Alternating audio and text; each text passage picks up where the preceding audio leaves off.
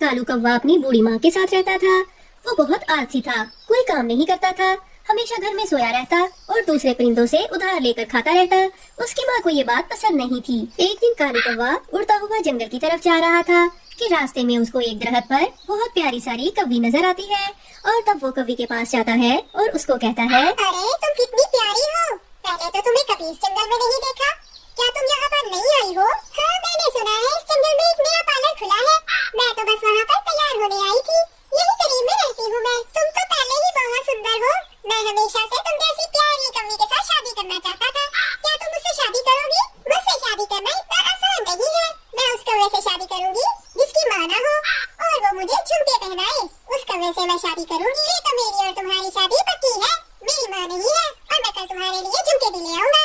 तुम्हारा घर कहाँ है? मैं तो यही पास में रहती हूँ, मगर तुम कल यही आ जाना, मैं यही मिलूंगी तुमसे।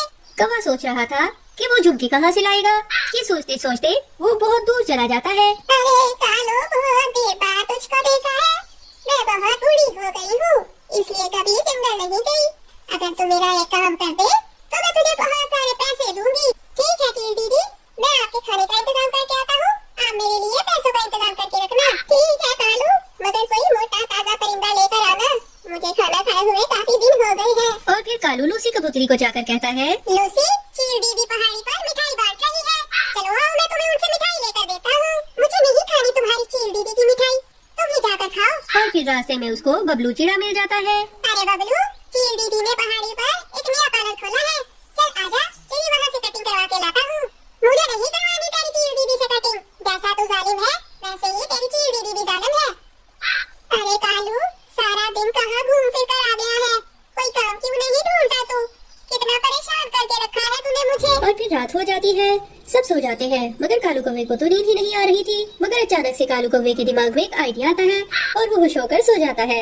अगली सुबह कालू कौवा जल्दी उठ जाता है और अपनी माँ से कहता है, माँ, चलो मैं तुम्हें मेला दिखा लाता हूँ, दूसरे जंगल में बहुत अच्छा मेला लगा हुआ है, आज तो मेरा बेटा बहुत खुश लग रहा है।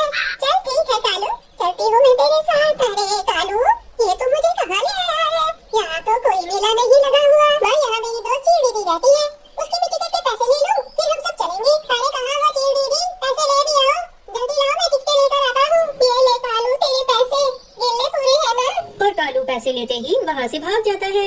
अरे ये कालू तो मुझे चूना लगा गया है, तू तो इतनी बुड्ढी कवि है, तुझे खाकर तो मेरी चोंच भी गीली नहीं होगी। अरे क्या क्या कह रही हो, तू मुझे खाओगी? हाँ बुड्ढी कवि, वो कौवा तुझे पैसों की एवज यहाँ बेच कर गया है।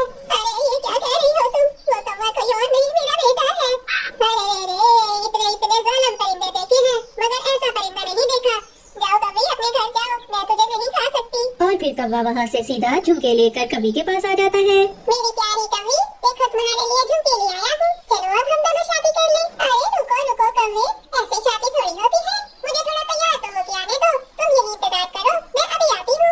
कौवा वहाँ बैठा रात तक इंतजार करता है और रोता है, क्योंकि कवि तो उसके झुमके लेकर भाग गई थी। और फिर जब कौवा अपने घर आता है तो अपनी माँ को अपने सामने देखता है। अरे कालू, ये तूने अच्छा नहीं किया अपनी माँ के साथ।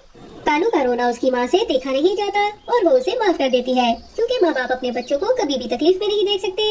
इस कहानी से हमें सबक मिलता है कि हमेशा हमें अपने माँ बाप की इज्जत करनी चाहिए।